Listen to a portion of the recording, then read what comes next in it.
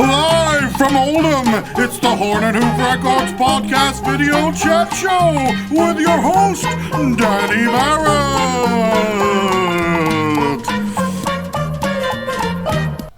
This episode is brought to you by SD Signs Whitby. If you want signs, use SD Signs Whitby. Hello everybody and welcome to the Horn and Hoof Records video podcast chat show. Hello and Hoof with me, your host, Danny Barrett from the Crash Mats. Yes, that's right folks, it's me, Danny Barrett from the Crash Mats. I'm joined today, ladies and gentlemen, by John from the Pod Punk podcast. Hi. Hi. Hello and Hoof, John. Hello and Hoof. Hello and Hoof. I've watched the show, I know. Exactly. Great, well done. Well done. First off, well done. The Pod Punk podcast is really hard to say. Well done on that. You've invented something that's fun to listen to, but hard to say. I find alliteration is the most punk rock thing ever. Yeah. Punk pop podcast. I like it. It's better that it's P's and not K's. Well, yeah. Right, so you've done over 50 episodes of your podcast now. Yes. Right, and yours is audible. Yes. And a bit more serious than us. Okay. Yeah, a little bit, I would say. Who's the best person you've had on? Oh, I don't want to choose. You've got to. That's why we brought you here today, John. It's to choose. Baby shit here. That's it. You've got to choose. Who's the best one? Best one. I'm gonna go with Till and Bones because I really like them as a band and as people. So we'll go with them. Till and Bones. They're a good band. Yeah, well, they played at the Evil Hoof Picnic in Manchester, and yeah, they were fun. The bassist had one of them 80s chopped off bass head. It was fun times. Who's the biggest one you have? Because you've had quite some big bands on. To be fair, you're like Anti-Flag on and I've had Anti-Flag, Rise Against, Less Than Jake. Do you think we could get Anti-Flag in the shed or Rise Against in the shed? Probably. Or Less Than Jake in the shed? Possibly. Yeah, I think they come if down. They're in town. If they're in town. No. Do they come to the block? Fuck them if they're not in town. They've got to get a jet over and come and talk to us. Come and talk to us in the shed. How did you get them on then? Blagging it. COVID's helped. Well done. This podcast, no end. I've got to admit, God bless COVID, because if it wasn't for that, I wouldn't have anyone like that on. Because what I found at the time was I had I think I'd done 4, maybe 5 in-person ones, then virtually all of the rest of them have been over Zoom and stuff. Right. Because Scott Trick Bradley, CEO and Vice President of Horn and Hoof Records, he was the first number one. He broke the cherry, yes. Yeah. And then Sally Pepper from the Horn and Hoof Records back catalogue label. And then Summers from Eat Defeat, who played at the Evil Hoof Picnic that year before the world ended. Yeah. Not saying it's linked. No. He was on, and then everything else from Zoom. And I think it's because it was Zoom that people like Frank Turner replied to my email because I think they were just bored. I'll talk to someone for an hour or two. It was me. So that's kind of how I got them. Have you gone back to them being in person and a mix now? Or yeah, we're back in person more. So I had a band called the Devil Wears Prada. I interviewed them in the Ritz, which was weird because I didn't know the Ritz had a backstage. I didn't know they were a band. I knew they were a film. Because I don't know, I somehow ended up with a copy of the film and used to roll joints on it. And that's about as far as I've got through that film. It's good fun. But yeah, I didn't know they were a band. But I listened to that episode as well. So and then I had Notorious. B.I.G. Notorious B.I.G. was on your podcast. Which probably has the same body count. Have you got one of these as well? Is that how you got all Notorious B.I.G. on? No, but allegedly same body count as Notorious B.I.G. Helen from Drug Use Big Tits. Do you want a Chubba Chum? Yeah, I do. Yeah, go on. Nice. There's many flavours in there. I don't know what you'll get. The pink one. Oh, well, sweet. Nice one. That's right. Right. So, I normally ask, there's a big DIY punk rock community, right? There's inside the community is a garden centre and a shopping centre, a bit like Homebase, right? And I ask all the bands what aisle they're on, right? Okay. Because you're on the podcast, we've had the guys from the Midlife Punk podcast on, and so we asked them, you'd be on the radio in the shop, right? All right, okay. So what time of day do you want? Now they've got the afternoon slot, like the Steve Wright in the afternoon slot, so 2 till 4 or something like that. Yeah. They've not got drive time. That's still open, and they've not got breakfast. I thought they'd have gone for breakfast, me. But you know, so what time of day do you want the? You could have the Zen Law show, or like the John Peel hour, like late at night. But no one's coming in the shop that late, really, if you think about it. So.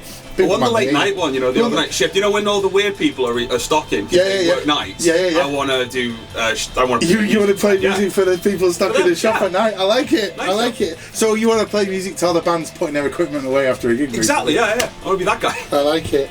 That's where I see my podcast as well. Like the end of the night where everyone's going home. Yeah. That's where that belongs. That's your podcast belongs there. That's where it belongs. Ours belongs on a Saturday morning with lots of cereal. Have you ever had umbongo? Yeah. You never had umbongo? I left my house. I have. Yeah? Have you had all 4 flavours? Or? Didn't know there was 4. Exactly. Another thing I've learned by watching this. I'm bringing information to the people. Original recipes, anyone, or the one from the advert, anyway. But I always used to mix up Kiora and umbongo. A friend of mine said this to me the other day. He got mixed up with Kiora and umbongo. It's the racist advert. It's the racist elements. It's hard to mix them out. It was the racistness of the 80s all sort of bleeds into one when you think about it now. Delicious though. Delicious. Lovely. So. Hell of a racist product, but delicious. Delicious. Right. You come across a field of quicksand, right? Okay. And in one corner of the field is a pork pie hat, and it's Scar, and they're sinking in this quicksand. And in the other corner of the field is a quiff, and it's Rockabilly, and they're sinking in the quicksand. You're in the middle. Yep. Who do you save? Scar. Yeah? Yeah. You let Rockabilly die? Death to Rockabilly. You shout that while you're running over to the Scar. Scar now more than ever. Yeah? Hell yeah, it's the happiest music around. I love Scar. I don't understand why people don't like it. I know there are a load of people that hate it, but I do like it. Because that propaganda did one song, and people can't come up with their own ideas sometimes. That's what it is. Oh, that's all it is. Exactly. Damn you, propaganda. Silly boys. Right, have you got is there any more plans for the podcast? Are you going to do are you thinking of releasing a record or put a comp together or anything like that?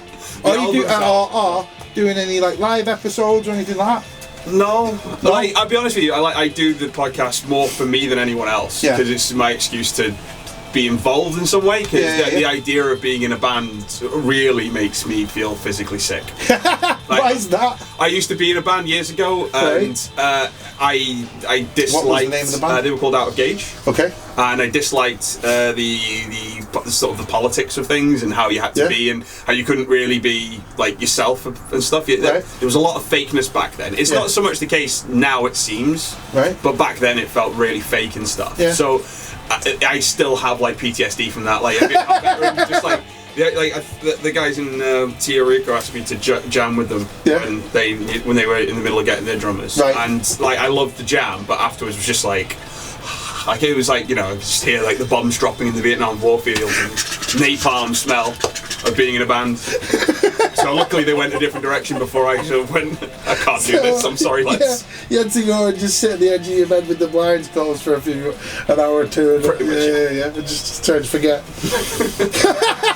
So no live episodes, because that would be horrifying. I do have a couple of fun ideas for next year that I am trying to work out logistics of now that we can be in rooms together again. Yeah. I can probably do those. Yeah. Which is a game show thing between bands. Yeah. So I'm going to try and get a few of them done and have a tournament, a little bit of fun that way. But this isn't a quiz, by the way. Just can we all? A lot of people keep asking me this. It's not a quiz. It's a chat show. Right? Let's just remember that. Fair enough. Okay. Sorry. Do continue. Nice. All right. So that's kind of it, and then just interviewing people and cracking on. See what happens. Yeah. What do you think about the scene at the moment? What do you think of the DIY community scene-wise? What I've experienced has been, since coming back into it, it's been really good. I've told the story a bunch of times in the podcast, but I stopped even going to live gigs, even with not outside of the DIY scene. I just stopped. And my now fiance took me to MPF in 2018, 19, one of them. Yeah. And did you take a pack of sandwich? I didn't. You take a pack of sandwich next time you go to MPF. Big long day. Bear that in mind. Yeah. I felt, mate, just keep a sandwich. A couple of quid then going. Exactly. I'm here for advice, mate. So I'm here for advice. And it was during that I was just this is really fun again. Yeah. And people that I've met around it have been sound and lovely, and invite me into their sheds and make me a brew and let me play with their dogs. There you go. Phenomenal. Like I enjoy the scene. Yeah, it's good, isn't it? It's good fun. You all seem like a nice bunch. Like it's much different to how it was back in 2001, 2002. Those were harsh times. Horrible back then. Yeah. Never go back. I had a pair of bondage trouser shorts with a crash patch on back then. Oh, dark times. Right, if you worked in a circus, what circus job would you want in the circus? One of the clowns that comes out of the car. Just and then like throws fake water over people. Like climbs up a ladder that isn't attached to anything. And just fly back and forth. I'm sort of terrified of clowns. I went to the circus when I was a kid. I went to a mate's birthday party, fell over backstage, got knocked out, and when I came to, there were 3 clowns over me. Are you alright? And I wasn't. I was not. Not at all. Right, there's a cost of living crisis going on at the moment. Do you own a fleece? And if you don't own a fleece, what's the warmest piece of clothing you own? The electric blanket. You got an electric blanket? Electric blanket off the government. Off the government? Off the government. And he plugs it in, and do they pay for it? No. Oh, I do. But apparently it's cheaper than putting your radiator on. So yeah. I mean, it's good that things like Jamie Oliver's teaching us how to cook by using the least amount of electricity on your hobs possible. I'm glad for that information. Well done, Jamie. Rather that than solving the problem. Much better idea. Yeah. Thanks, Jamie. Learn how to live with the problem. Tosser. Let's not solve it. Let's learn how to live with it. Adapt, improvise, overcome. Yeah, evolve. Right, new question. You're in a chippy. Yeah. You've got pies and chips. They're vegan if you want. What condiment do you have with them? Condiment? I actually don't. Do you go for peas, beans, curry sauce, gravy? Mushy peas. Mushy peas? Mushy peas. 100%. Right, well this is the only part of the show that is a quiz and you're wrong on that one. It should be gravy, folks. The answer should be gravy. If you ever come on the show and ask you this question, the answer's gravy. Okay? Sorry. Don't forget that. That's the problem. That's a problem. Peas? It's new. It's a new question. I just like peas. Well, you're wrong. I'm sorry. You are. You're wrong. But there you go. There you go. Dirty boy. Dirty boy. Out of my shed. Thank you very much, Jordan. Cheers for coming on, love. See you later, everybody. Bye. You have been watching the Horn and Hoof Records video podcast chat show, Hello and Hoof, with your host, Johnny Barrett. Directed and edited by Scottrick Bradley, CEO and Vice President of Horn and Hoof Records, and Rick Fallows, aka Neidhart. Why not email in the show hello.and.hoof.at@gmail.com. Tell your friends about the show. Share the show with other people.